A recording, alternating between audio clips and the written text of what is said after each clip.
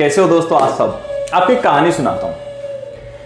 एक बार एक गांव में काफी टाइम से बारिश नहीं हो रही थी, तो सभी लोगों ने मिल करके भगवान की प्रार्थना शुरू कर दी। भगवान यज्ञ करवाने शुरू कर दिए, हवन मंत्र जप सावा करवाना शुरू कर दिया और बोला कि साहब जल्दी सी वर्षा हो जाए। सबने अपने जो जिसके मन से जो बना सबने मेहनत करनी शुरू कर दी और यज्ञ करना शुरू किया ताकि वर्षा हो जाए, बस कैसे ना कैसे।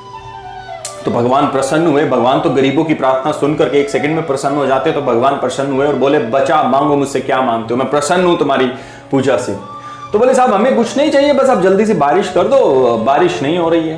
तो भगवान बोले कि भैया किसी कारण से 2 सालों तक मैं वर्षा नहीं कर पाऊंगा और आज से 2 साल के बाद ही वर्षा होगी। तो सब बोले ठीक है साहब, अब 2 साल बाद होगी तो हम क्या कर सकते हैं। सबने इस बात पे विश्वास कर लिया और सभी अपने काम की तरफ चले गए। तो सबने सोचा, एक माइंडसेट बन गया कि भैया अब 2 साल तक तो वर्षा होगी नहीं, तो फिर जुताई करने का भी कोई फायदा नहीं है, खेतों में मिट्टी हल जलाने का भी कोई फायदा नहीं है, क्योंकि 2 साल तो पानी आएगा नहीं और जब तक पानी नहीं आएगा तब तक तो फिर कोई फायदा नहीं है। और सबने अस्त्र शस्त्र त्याग दिए, सबने काम करना छोड़ दिया, मेहनत करनी छोड़ दी। समय बीतता गया। 2 साल बाद एकदम से भगवान का आशीर्वाद आया और वर्षा होने लगी। जब वर्षा हुई तो किसी भी व्यक्ति से ना तो कुल्हाड़ी चलानी आई, ना ही किसी को खेत जोतना आया, ना ही कुछ करना आया। उनके जानवर ऐसे पड़े के पड़े वो आलसी हो गए, उनका शरीर फूलता गया और वो आलसी किस्म के इंसान होते गए। लेकिन एक पूरे गांव में सिर्फ एक व्यक्ति था जो वो किसान जो अच्छे से अपनी फसल कर रहा था, जुताई कर रहा था। तो सारा गांव उसके पास इकट्ठा होकर गया। बोले साहब आपने ऐसा क्या किया कि आप अच्छे से काम कर रहे हो, सब तो खत्म हो गया इनका तो सिस्टम, ये कर ही नहीं पा रहे जुताई। तब उस व्यक्ति ने जवाब दिया, बोले जब भगवान ने कहा था कि 2 साल तक जुताई नहीं, 2 साल तक बारिश नहीं होगी, तो इन सब ने जुताई करना छोड़ दिया, इन्होंने हल चलाना छोड़ दिया, इन्होंने कसी चलानी छोड़ दी, इनके औजारों के ऊपर जंग लग गया, इनके जानवर आलसी हो गए, ये काम कैसे करते हैं सब भूल गए।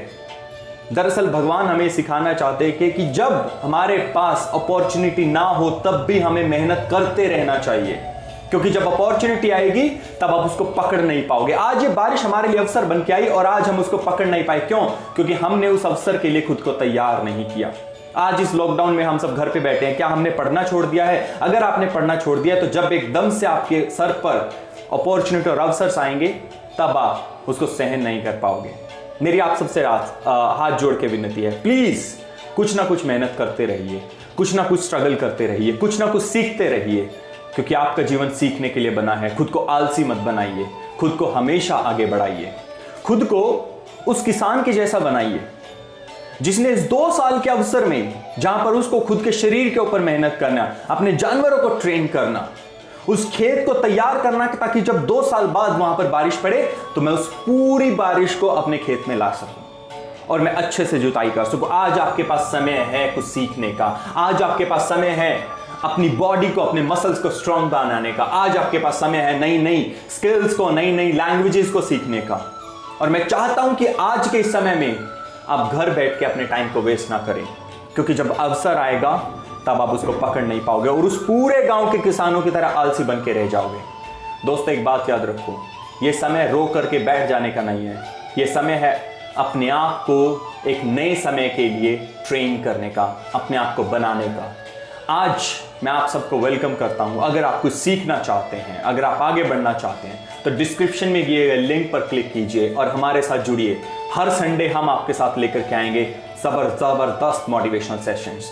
थैंक यू सो मच दोस्तों। अगर आपको इस कहानी अच्छी लगी तो इसको दोस्तों के साथ शेयर करना मत भूलिएगा। धन्यवाद। Thank you.